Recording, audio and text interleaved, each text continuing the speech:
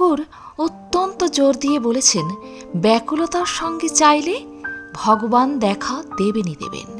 অবতাররা এই সত্যটি দেখাতেই আসেন। লীলা থেকে নিত্যে যেতে হয়। লীলা মানে এই সংসার, তাকে আশ্রয় করে বিচার করে করে নিত্যে অর্থাৎ স্বরূপ জ্ঞানের দিকে যেতে হয়।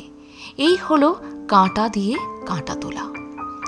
দুঃখের বিষয়, যত দুঃখই পাই, যতই দেখি, তবু আমাদের ঘোর ভাঙে না, আসক্তি কমে না। কেউ দেখে শেখে, কেউ ঠেকে শেখে, কিন্তু আমরা দেখেও শিখি না, ঠেকেও শিখি না। এমনই মায়ার কুহক।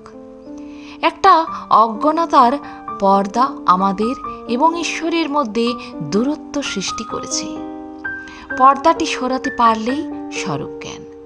তখন আবার এই সংসারই মজার কুটি।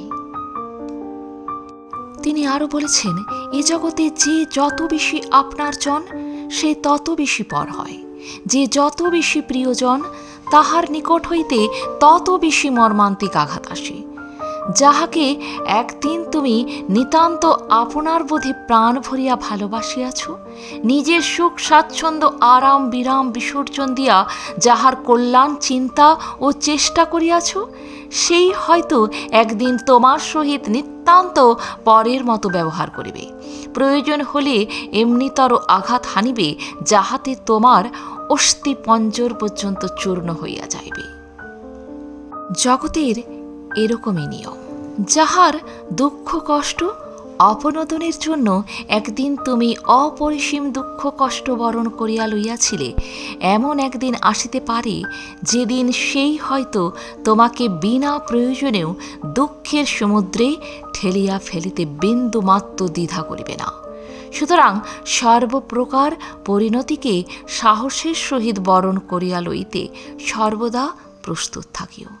তা না হইলে সময়কালে হা হুতাশ দুঃখ মনস্তাপই সার হইবে। প্রণাম ঠাকুর।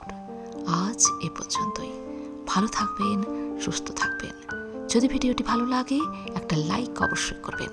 আর আপনি যদি নতুন এসে থাকেন আমার চ্যানেলটিকে সাবস্ক্রাইব করে বেল আইকনটি প্রেস করতে ভুলবেন না।